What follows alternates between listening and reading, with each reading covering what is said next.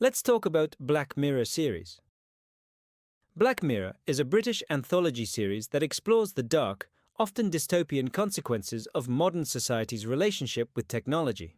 Each standalone episode presents a unique story, typically set in a near-future world where technology has evolved in ways that mirror or distort our own reality.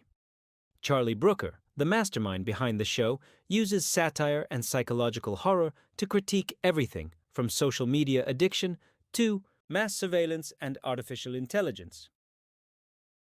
At its heart, the show is all about techno-paranoia. It's not really saying that technology itself is bad, but it definitely points out how we, as humans, have a real knack for messing things up with it. Then there's the whole "what is real" vibe. So many episodes like San Junipero or the more recent Joan is Awful make you question where your real self ends and your digital self begins. The show is also pretty obsessed with surveillance and being controlled. Think about episodes like Nosedive, with its social ratings, or the creepy tech in White Christmas. It really dives into how we're constantly being watched and judged. And that ties into another big one. Are we in charge, or are the algorithms? Episodes like Hang the DJ and Smithereens are perfect examples of this, exploring whether our choices are truly our own or just dictated by code. Finally, there's the fascinating and often terrifying idea of living forever digitally. Black Mirror loves to show how this could be a dream come true or a never-ending nightmare, like we see in Black Museum and USS Callister.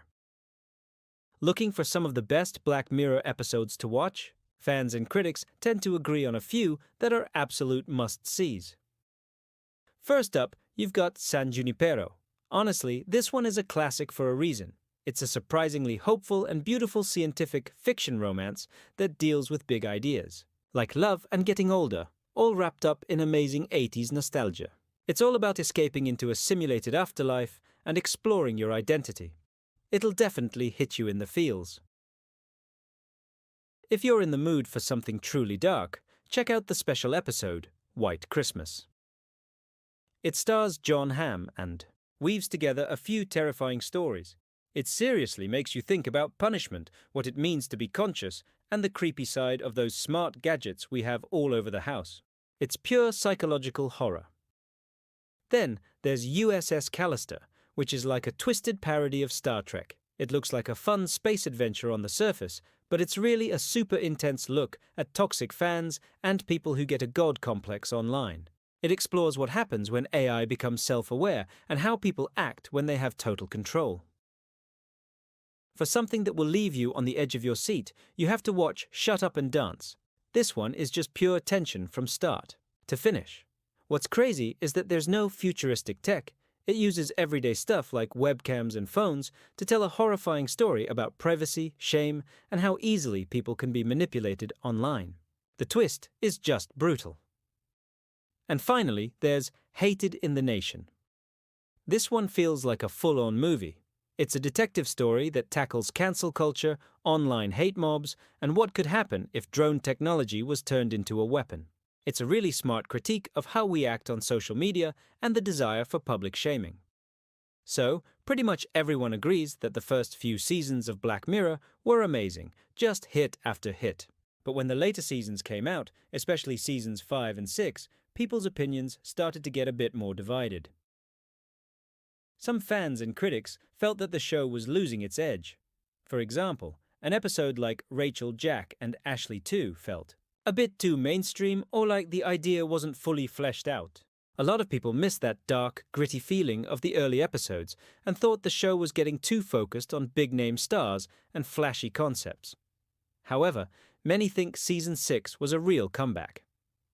Episodes like Demon 79, which played with horror and an alternate past, and Beyond the Sea brought back that deep philosophical vibe that everyone first fell in love with.